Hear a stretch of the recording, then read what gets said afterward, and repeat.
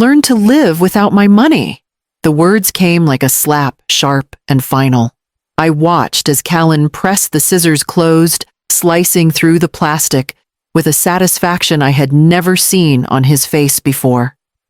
My credit card, my lifeline to groceries, to small comforts, to the little pieces of independence I still held, lay shredded on the table. The pieces scattered onto the hardwood floor, and for a moment, silence filled the room. I bent down slowly, my knees stiff with age, and picked them up one by one. I didn't argue. I didn't shout.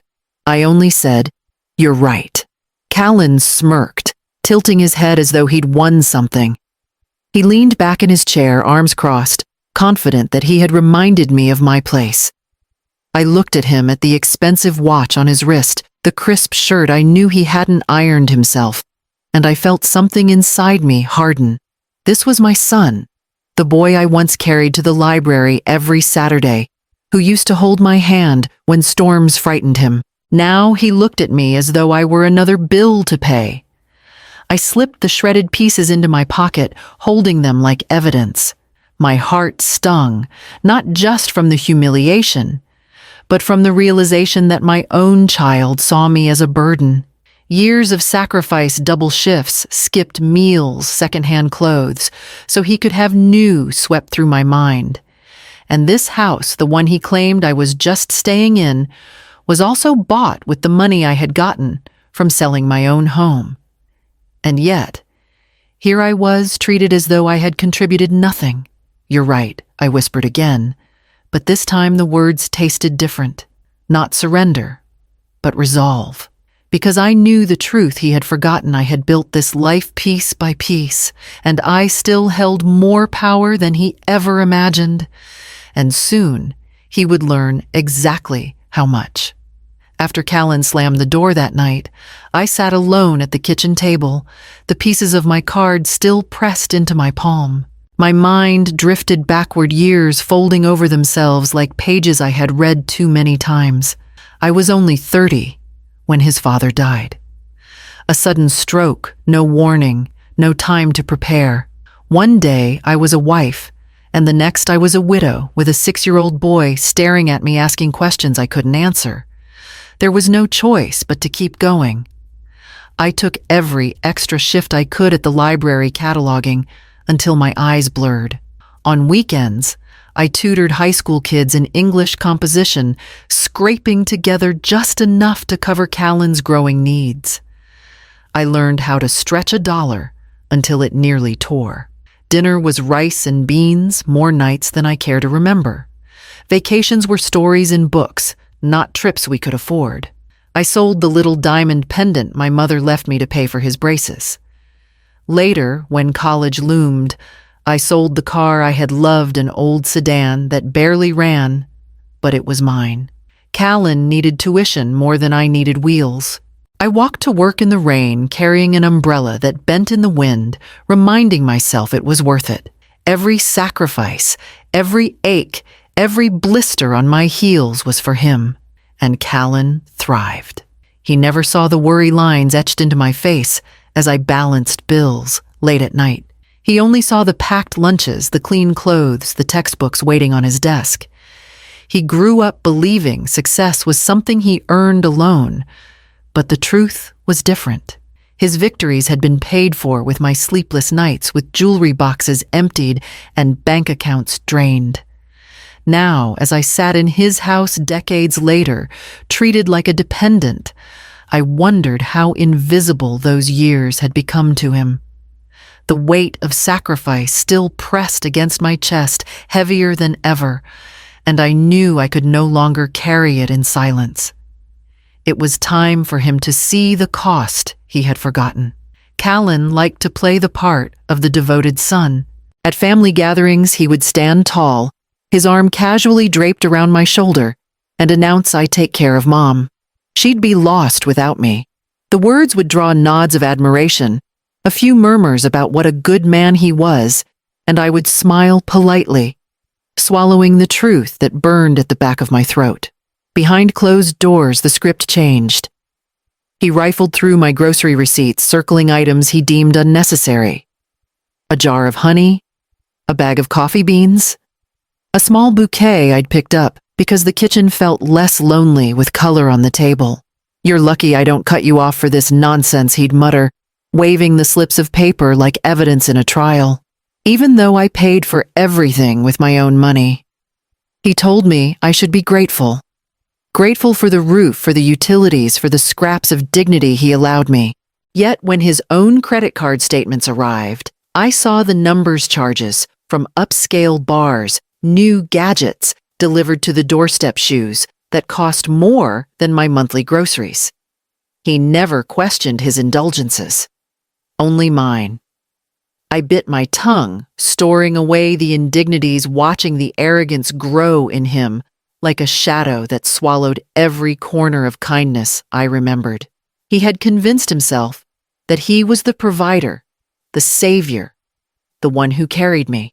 In reality, he was blind to the truth the life he flaunted was built on sacrifices he never acknowledged. Each time I stayed silent, I wondered if I was teaching him that this treatment was acceptable. My silence became a shield, but also a prison. And as his boasts grew louder, so did the ache inside me. I began to see clearly that arrogance wasn't just clouding his judgment, it had already stolen his respect. And if I continued saying nothing, it would strip me of mine as well. That night, as he showed off a brand new watch bought without hesitation, I realized the time had come to guard my own worth before he spent that too. Callan never asked about my money because he assumed there was nothing to ask. In his mind, I was a retired teacher, living on scraps, dependent on his generosity. He had no idea that after retirement, while he was busy showing off his promotions, I had been quietly building something of my own. It started small, an account I opened at a different bank, one he didn't know about. Each month, I tucked away part of my pension, sometimes only a few $100s, sometimes more. I refused to let him see the statements. He thought I spent every cent on groceries and church donations, and I let him believe it. But I didn't just save. I learned. I read about bonds, mutual funds, and high-yield accounts. At night, when the house was quiet, I studied interest tables and return projections the way I used to grade essays. Slowly, the numbers grew. What began as a cautious safety net became something far greater. Now spread across accounts, my savings stood at over $240,000. Modest compared to fortunes in magazines, but for me, it meant freedom. It meant I would never truly need Callan. It meant the choice to walk away was always mine, even if he hadn't realized it yet. And then there was the cottage. A weathered little house by the edge of town, paid for in full years ago, standing in my name alone. I'd kept it quiet, fixing it up bit by bit with money Callan thought had vanished into bills. He never knew it existed because he never imagined I could hold on to anything without him. Every receipt, every bank statement, every deed was tucked into neat folders in the locked drawer of my desk. I kept them, like a teacher keeps lesson plans organized, thorough, ready to prove a point when the time came. And I knew that moment was coming. The arrogance in Callan's voice, the entitlement in his eyes, it was only a matter of time before I would have to show him what he had chosen to overlook. It was supposed to be something small, a simple dress for the church fundraiser. I hadn't bought anything new in years, and when I found it on clearance, I thought it was a harmless indulgence. But when Callan found the receipt on the counter, he held it up like a verdict. $180. "Are you out of your mind, Mom?" His voice carried through the house, sharp and full of contempt. "This is irresponsible.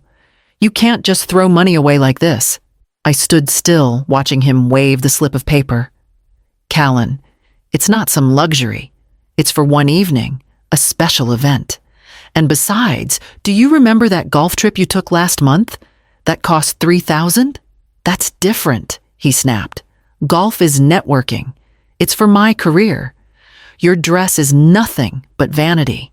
I felt the words sink in like stones, heavy and unfair. For decades, I had gone without so he could have everything sports college trips abroad. And now, when I finally allowed myself one modest purchase, he dared to call me wasteful. The hypocrisy was unbearable. I could hear the echo of my own footsteps on rainy sidewalks, carrying groceries after selling my car. I could see the hollow box where my jewelry had once been traded for his tuition. Every sacrifice came back to me in that moment, sharper than his voice. Without another word, Callan marched to his desk, grabbed the scissors, and returned. I knew what was coming, but I didn't move. He held my debit card in the air like a trophy and sliced it in half, the plastic cracking under the blades. The pieces fluttered to the floor. "There," he said with finality. "No more reckless spending. Learn to live without my money." I bent down, picked up the shards, and straightened. But I didn't cry. Something inside me shifted instead. My patience, stretched thin for too long, hardened into resolve. Because if Callan thought this was the end of my independence, he had no idea what storm was already building in silence. The house was silent, except for the faint creak of the stairs as Callan moved toward his bedroom. By the time his door clicked shut, I was already sitting at my small desk in the suite he'd assigned me, the pieces of my cut card laid out like fragments of a broken promise. I stared at them for a long time, then reached for the phone. The first call was to the bank. My voice didn't tremble as I confirmed my identity and asked the representative to close the joint account. I requested half the balance, my rightful share, transferred to an account in my name only. The second call was to an old friend, Evelyn, a lawyer who had once sat beside me on library boards and later helped me draft my will. She answered groggy but warm, and when I explained what had happened, her tone sharpened. "Send me the documents tomorrow. Property deeds, retirement accounts, anything you want secured. We'll make sure it's all airtight." After we hung up, I pulled open the locked drawer where I'd kept everything organized. Folders labeled receipts, clipped neatly, deeds tucked into protective sleeves. Years of quiet diligence spread before me like an arsenal. I brewed a pot of strong coffee, the kind that fills the air with both comfort and resolve. Sitting at the small table by the window, I sipped slowly, letting the heat steady me. I didn't feel fear anymore, only clarity. Callan thought cutting up a card would cage me. What he didn't realize was that he had freed me instead. He had forced me to claim what had always been mine. By the time the clock struck midnight, the bank transfer was complete, my lawyer was on alert, and my next steps were already forming. Upstairs, Callan slept soundly, unaware that his house of cards was beginning to tilt. By the next afternoon, I knew the silence wouldn't last. Callan left the house with his usual swagger keys, jangling phone in hand. I stayed behind folding laundry at the table, waiting for the storm I knew was coming. Later, I learned exactly how it unfolded. He had gone into a deli near his office, ordered a sandwich and coffee, and swiped his card with that careless confidence he always carried. Declined. The cashier asked him to try again. He laughed it off, sliding the card once more. Declined. This time the line behind him grew restless. Someone sighed. Another whispered. The cashier's brow furrowed as she repeated the word like a gavel falling. Declined. Callan's face burned red. He fumbled for another card, muttering something about the machine being faulty. But the damage was done. Eyes were on him, watching the man who bragged about financial control suddenly falter. He stormed out, leaving the sandwich untouched. Out in the parking lot, he called the bank. His voice, usually dripping with authority, carried panic now. "This is Callan Rowan. My card's not working." "What's going on?" The representative checked the account. "Sir, your joint account was closed this morning at 9:30 by the co-holder, Mrs. Maribel Rowan. Funds were transferred accordingly." There was a pause long enough for me to imagine his breath catching. She can't do that," he stammered. Yes, sir. In joint accounts, either party has equal authority to close or withdraw. The balance was split, and your portion remains accessible in your personal account. The words hit him harder than the whispers in that deli line. The money he thought was solely his had never been just his. It was ours, and now it was divided. He hung up and drove home pale and tight-jawed. I heard the front door slam the heavy thud of his shoes across the floor, and when he called my name, his voice carried not triumph, but the raw edge of disbelief. The door slammed hard enough to rattle the frame, and Callan's voice followed sharp and frantic. Mom, what did you do? I didn't look up right away. I kept folding the towel in my hands, smoothing the edges until they lined neatly before placing it on the stack. Only then did I meet his eyes. I did exactly what you told me to do, I said, evenly. I learned to live without your money. His face was flushed, his chest heaving. You closed the account? Do you have any idea what you've done? I withdrew my half, I replied. 87,000. Nothing more. The color drained from his cheeks. He hadn't expected me to know the exact figure. His mouth opened, but no words came. I've watched you for years, Callan. Pretending you carry me while spending freely on yourself. He tried to speak, but his throat worked uselessly, the fight slipping out of him. The man who had mocked me as dependent now stood cornered by his own lies. And one more thing I added, letting my voice harden. You've assumed all this time that I don't understand money, but I've been saving too. Over 200,000 spread across accounts and investments. Independent of you. Independent of anyone. The room went quiet, except for the hum of the dryer. Callan's eyes darted from my face to the folded towels, as if the truth itself was too heavy to hold. He sank into a chair, no arrogance left, just shock. I placed the last towel on the pile and wiped my hands clean. The silence between us carried more weight than any argument ever could, and I knew the balance in this house had shifted for good. Callan sat hunched at the kitchen table, his hands gripping the edge as if it might keep him steady. I set the folded towels aside and pulled out a chair across from him. For once, he didn't try to fill the silence with his usual bravado. He just stared at me, waiting for me to soften, to retreat the way I always had. But I didn't. This ends now, I said, quietly. From this day forward, I am not your dependent. I am your equal. His jaw tightened. Mom, you don't understand. I understand perfectly, I cut in. I understand that you built a story where you were the provider and I was the burden. But that story isn't true. I won't let you use it anymore. The words seemed to hollow him out. He nodded slowly, his eyes fixed on the table. Fine. We'll do it your way. But I heard the difference in his tone. This wasn't respect. This was fear, the fear of being exposed to others, of losing the image he had built. He wasn't agreeing because he believed in me.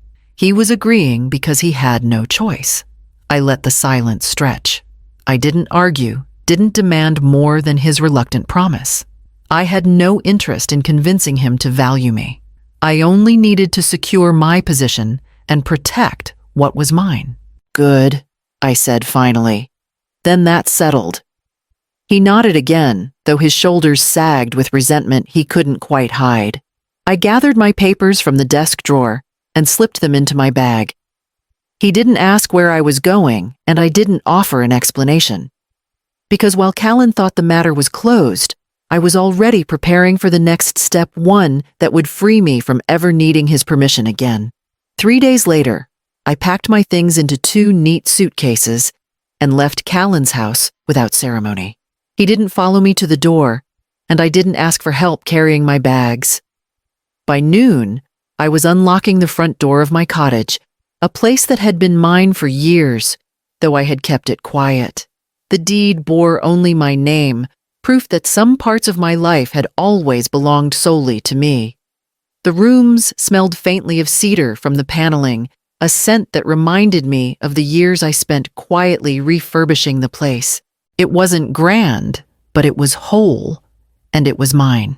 I set down my suitcases, ran a hand over the worn banister, and felt something I hadn't in a long time: freedom, without apology.